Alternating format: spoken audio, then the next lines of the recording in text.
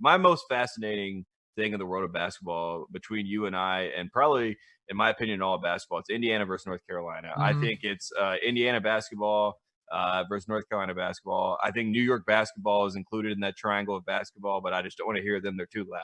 So I keep it North Carolina, Indiana, and then in New York, it's happening up there. I see what's going on.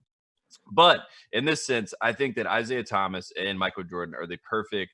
They are the avatars for these two philosophies in life, and the reason that they work so perfectly together, and the reason we see Isaiah Thomas coming out to the world and talking about how shocked he was that this is the reason he wasn't on the dream team. He's just now figuring this out. But I just want to dive in with you, Yeah, Titus, because you let's represent do it. Indiana. I'm North Carolina. We got Isaiah versus Michael. These are both of our heroes, really, for Right. different reasons. Yes. So Isaiah is the master of playing coy. He's got the Yes. big smile, the $1 million smile. Mhm. It might actually cost him $1 million, like those fake teeth Mhm. that are pearly white. Fantastic smile. But he's got the big smile and the attitude of just like that's just oh shucks, and he's smaller, like being under 6 foot, like kind of plays into that a little bit too, where he's not this big menacing guy. It's fascinating because Isaiah knows exactly what he's doing, but Jordan also knows exactly what Isaiah is doing. And the fact that 30 years after the fact, Jordan still hates Isaiah this much. And the fact that Isaiah is still like Isaiah won't just come out and be like, of course, I hate Jordan just as much as he hates me. But deep down, you know that Isaiah hates Jordan just as much as Jordan Mhm. hates him. But Isaiah's like stuck to this path of like, I'm just gonna smile. I'm just gonna shake my head and be like, that's just the way it was back then. If I would have known now, like if I would have known that he was upset, he just had to talk to me. Like we Mhm. could have just talked it out. Mhm. Isaiah knows what he's doing. Jordan knows that Isaiah knows what he's doing. But I don't think it's a problem, Tate. Like this is what I find fascinating about it. Is like Isaiah has become a villain, and I love that the people that were Detroit people on Twitter last night sticking up for their guy, not just Isaiah, Mhm. but just the Bad Boys Pistons, because the Bad Boys Pistons are perceived to be villains. They're Mhm. playing dirty and they have the reputation they have and whatever. But they were true to themselves. This is who they were. This is you can't have the story of like Michael Jordan overcoming the Bad Boys Pistons if Isaiah Thomas is shaking his head and congratulated. If Isaiah Thomas suddenly turns into Magic Johnson and in the post game press conference is like, if we had to lose to somebody, I'm really glad it was Mike because I love Mike. Like that's not consistent with the story we have. And this idea that like Isaiah and the Bad Boys Pistons were all dickheads and Jordan was not. Jordan is like the hero and the chosen one and the like Jordan.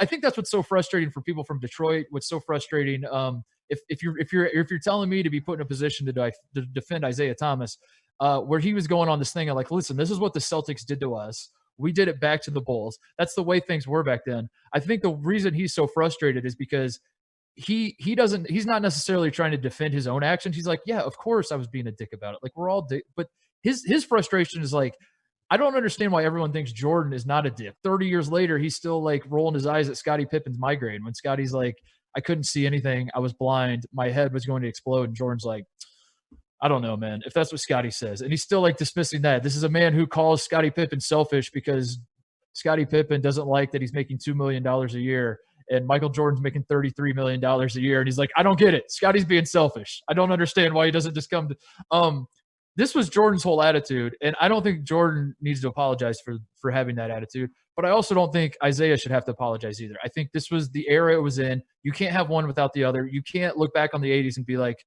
yeah, it was real rivalries. They actually hated each other, yada, yada, yada. But then on the flip side, be like, but man, Isaiah Thomas was kind of a dick that one time he wouldn't shake Jordan's hand and when he froze Jordan out at the All-Star game and all these other things. Of course, that's what it was. That's what you want that from your NBA stars of the 80s. Isaiah gave it to you, and for some reason people are like, I don't like that guy Isaiah because he's mean to my superstar hero Michael Jordan. Defend your boy. I'll say this for both those guys. You said it right. They both think they're right, and I think they both are right, but they're both right, and it leads to wrong reactions to why they're right. And the reason I'll say this, right? So Isaiah, he ends his career at Indiana. He's a Bob Knight, small point guard, wearing number 11. Overachieves, is like the little guy, but he is playing in a big man's world. Everyone wants to have the Ralph Sampsons of the world. Everyone wants to find their next Patrick Ewing. We all know that. Akeem Olajuwon, yada, yada, yada. That is a world we're in 1981. He leaves college basketball. They gut Dean Smith in Carolina basketball in 1981. Dean Smith is never going to be a national champion. That is where Isiah Thomas, his purview of basketball, leaves college basketball. Done. Gutted. The next year, a freshman by the name of Mike Jordan comes in with the same cast of guys that just lost that Indiana team, basically with James Worthy and Sam Perkins.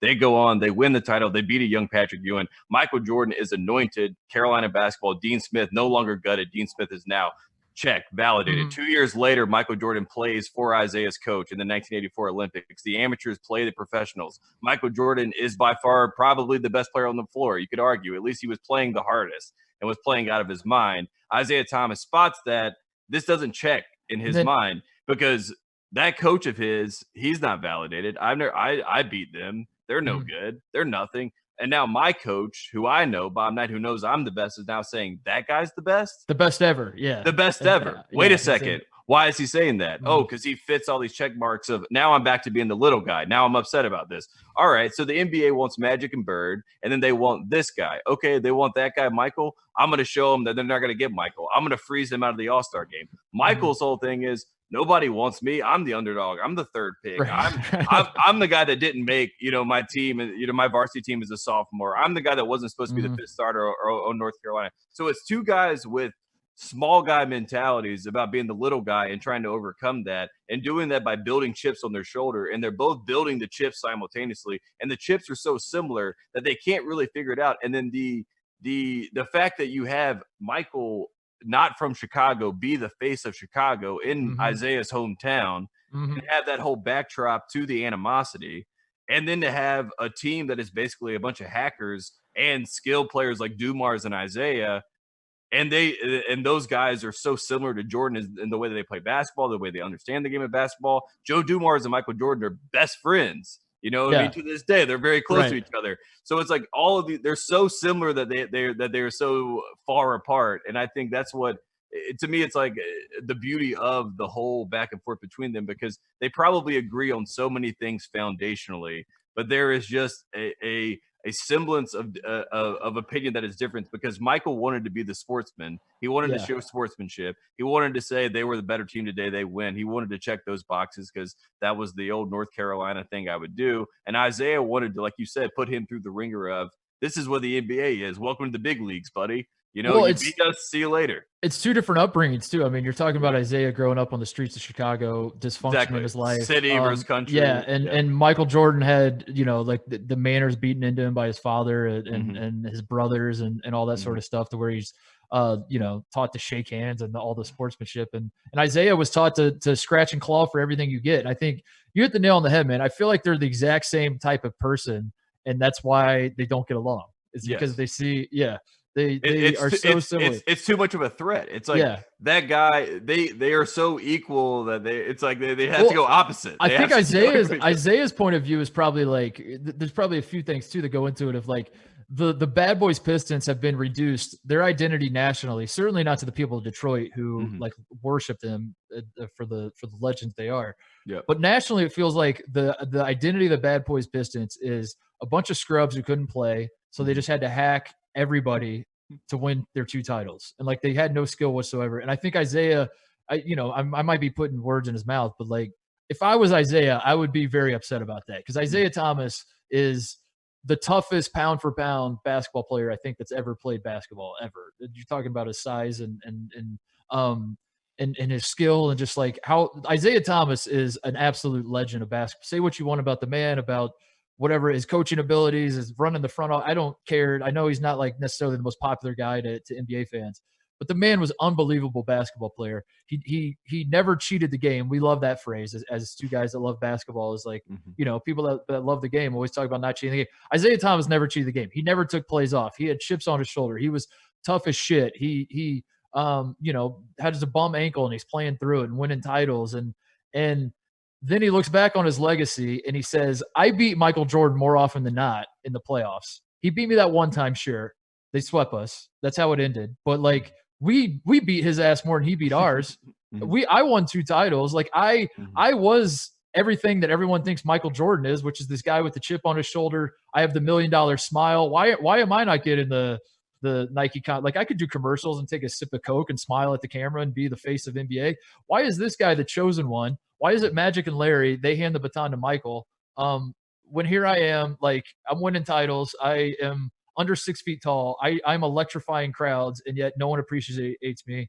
That seems to be his attitude, and I don't blame him. But as you said, I also don't blame Michael Jordan either, because that it would be hard not to take that as a slight if you beat the hell out of a team and they just, before the game's even over, they walk off. I would be super pissed off if that happened to me too. So.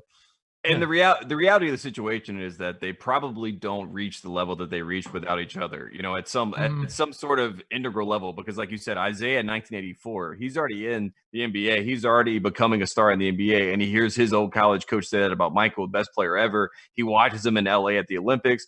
Everyone is attuned to what's going on. Then we have the whole all-star fiasco with Isiah and MJ. And then Isiah takes this next step and they win the championships. And then if you ask anyone on that Bulls team, the reason that they won the title in 1991 is because they lost in 1990, and they were sure that they were going to win. Mm-hmm. Every single one of them. I mean, I know there's the Scotty migraine and all these other excuses that get thrown out, but if you ask anyone on that team, and BJ Armstrong has told me a million times, the reason that it was quiet and silent in that locker room is because they sincerely believed that they were going to win. And when they didn't, it's the first time, they said, for Michael or anyone else in that room, that they knew that they were going to get something, they didn't get it. And that's a powerful thing. And for Isiah, he knew that he was the best basketball player, but he wasn't getting that adoration from everybody. Right. So the way to get that was you want me to be the villain? I'll be the same thing LeBron did when he went to Miami. Right. You don't want to give me the adoration? Oh, I'll be the villain. I'll just be the villain. And then you guys. Yeah. Exactly. And that's mentally gymnastics that happens with a lot of people in those situations. And and I think Isiah, like there's probably some small part of him that's trying to like win people back over, like because dude, I would be so shitty if I was Isiah too. And my whole basketball playing identity has basically been boiled down to a foil for Michael Jordan. That's how like people remember Isiah Thomas, is like he was better than Michael Jordan for like his team. It's not even him. It's like his team. This concept of roughhouse basketball was basically just the final boss for Michael Jordan. And then Michael Jordan finally beat them. And that's the only reason anyone cares about this team. That's the only reason. And if I'm Isiah, I'm like, whoa. I won a national title in college. I come to Detroit. I'm a Hall of Famer in my own right. Like I would be a legend if Michael Jordan blows out his ACL his rookie year and, like is never the same again. Like I'm still, like nothing really changes. I'm still winning my 2 titles. Like I'm still, like people should still remember me. I don't know. So I get it. It is just fascinating though. And it's something that what makes it so fascinating is that I really just don't think you can come close to replicating this. And I know there are players in the NBA that hate each other now. But it's not like this. It's not going to be like this. It's not, and whether that's good or not, I mean, some people are like, do we need that in the game? Do we need guys clotheslining each other as they drive to the basket?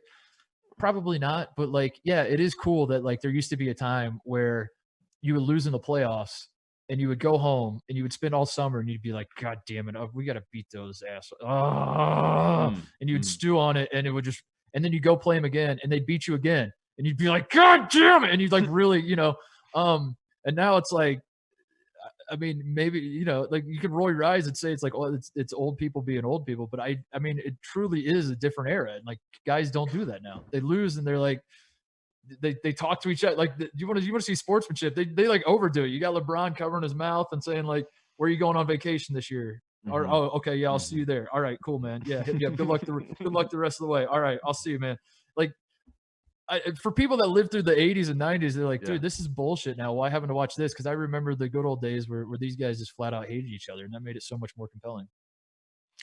Yeah, it's a funny how that works, and I think nostalgia plays a big trick on all of our minds. As if it would be. I feel like if we watch a doc in 30 years, they could do the same thing in the 2015 summer with the Cavaliers. Show LeBron James with the 2015 Cavs. They go in and work out that whole summer, and they came back in 2016 and beat the 73 win. And they hated Warriors. Build up like they really hated the Warriors. Yeah. Steph Curry is now Isiah Thomas and LeBron. You know what I mean? It's like one of these things where it can all be replicated. Yeah.